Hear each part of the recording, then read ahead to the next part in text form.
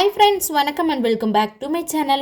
உங்கள் வீட்டில் ரவா உப்புமா சேமியா உப்புமானாலே பயந்து ஓடுறாங்கன்னா நான் சொல்கிற டிப்ஸ் எல்லாம் ஃபாலோ பண்ணி செஞ்சு பாருங்கள். கண்டிப்பாக திரும்ப திரும்ப கேட்பாங்க. இது செய்யறதுக்காக கடாயில் தாராளமாக எண்ணெய் சேர்த்திக்கலாம். அதுலேயும் தேங்காய் எண்ணெய் சேர்த்துனீங்கன்னா நல்லா வாசமாக இருக்கும், டேஸ்ட்டுமே சூப்பராக இருக்கும்.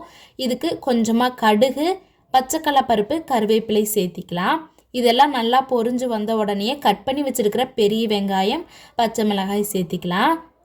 கொஞ்சம் ஹெல்த்தியாக இருக்கணும், டேஸ்ட்டாக இருக்கணும் சாப்பிடும்போது அப்படின்னா கேரட் பீன்ஸுமே சேர்த்திட்டு நல்லா வதக்கிக்கலாம். இது வதங்குற அளவு தேவையான உப்பும் சேர்த்திட்டு வெங்காயம் நல்லா கண்ணாடி பதம் வர அளவு வதக்கி எடுத்துக்கலாம்.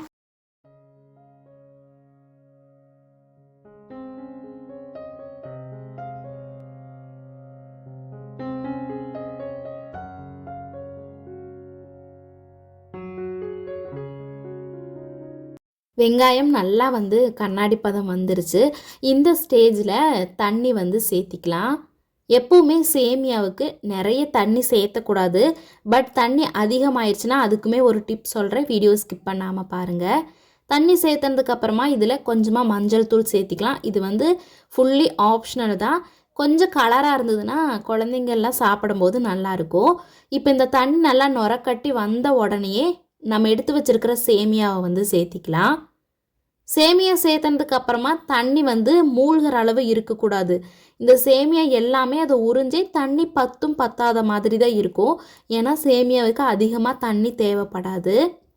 இப்போ இந்த சேமியா எல்லாம் நனையிற அளவு நல்லா ப்ரெஸ் பண்ணி மூடி வச்சிடலாம். தண்ணி அதிகமாயிருச்சு அப்படின்னா அடுப்பை சிம்மிலேயே வச்சுட்டு மூடி போட்டு வச்சுருங்க. அடிக்கடி கிளறி மட்டும் விட்டோம்னா போதும்.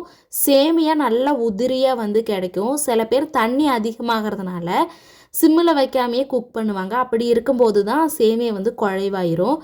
இப்போ சேமியா ஃபுல்லாக ரெடியான உடனே தட்டு வச்சு அது மேலே நல்லா வெயிட்டான ஒரு சாதனம் வச்சுட்டு ஒரு 5 மினிட்ஸ்க்கு அப்புறமா நீங்கள் ஓப்பன் பண்ணி பார்த்தீங்கன்னா சூப்பராக வந்திருக்கும் சேமியா. மறக்காமல் இந்த டிப்பை ஃபாலோ பண்ணி பாருங்கள்.